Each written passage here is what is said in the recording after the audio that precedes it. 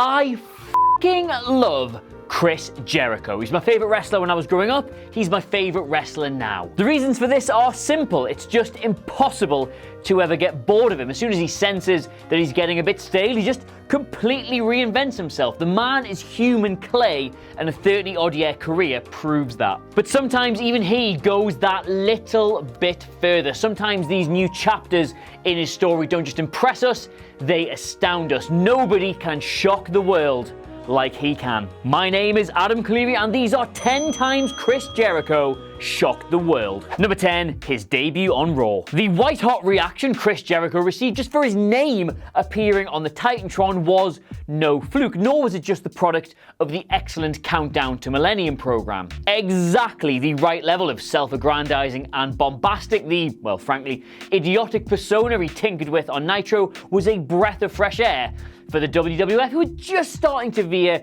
into repetitive main events. It was admittedly some time before Jericho himself ended up at that level of the card, but his arrival foreshadowed the slew of WCW escapees who were about to change the entire face of the company. Number 9, winning the WWE Championship on Raw. Sort of. This was honestly my favourite moment in wrestling for, quite a long time. In my youth, impressionable teenage me was allowed to stay up for Raw on a Friday night, and for a little while genuinely believed Jericho had stolen the championship from Triple H. I went a-ca-pot. Sadly, the result was overturned later in the night thanks to the whole Earl Hebner thing, but just for the tiniest, fewest, littlest moments, I honestly thought he had done it. The shock of it all, the way the finish was booked, the reaction of the crowd was perfect. Number 8, defeating The Rock and Stone Cold Steve Austin in one night. 2 years later, though, when Jericho finally did make it to the top of the mountain, it was in, well, very different circumstances, even if he was equally as unfancied on the night.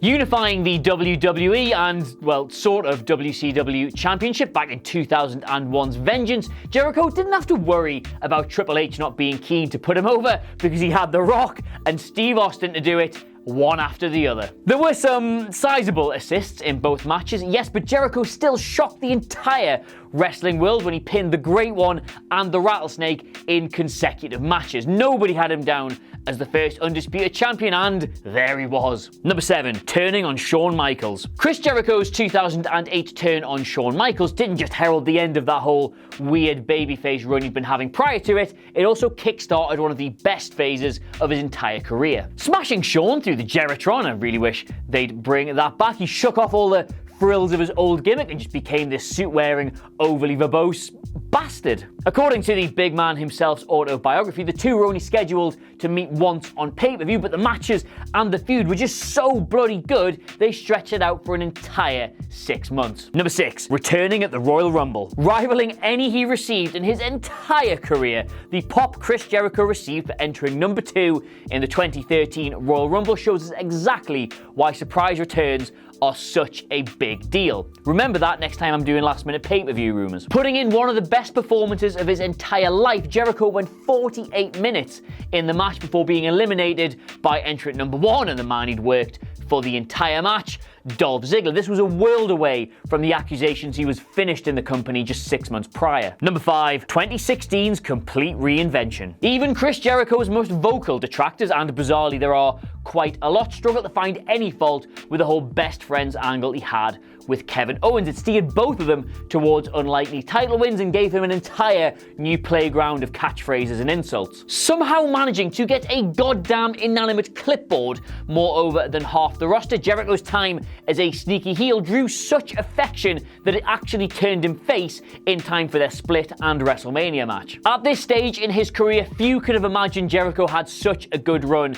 left in him, let alone one that felt so fresh and invigorating. Plus, it gave us one of the most intriguing title matches at that year's WrestleMania, so just never doubt him. Number 4, going 61 minutes in the Royal Rumble. While the US title match was great, if WWE had taken the pulse of the fan base a bit more accurately, that match would have been for Owens' briefly held Universal title. And for just a few brief minutes in the 2017 Royal Rumble, you thought he was actually gonna get it. Ducking, diving, and dodging the action in the early stages, Jericho became one of its most vital cogs later on. He survived some of the company's biggest names of all time to make it to the Final Four. Typically though, he was, as so many others were before him, dumped out by Roman Reigns right after the big dog had just eliminated The Undertaker.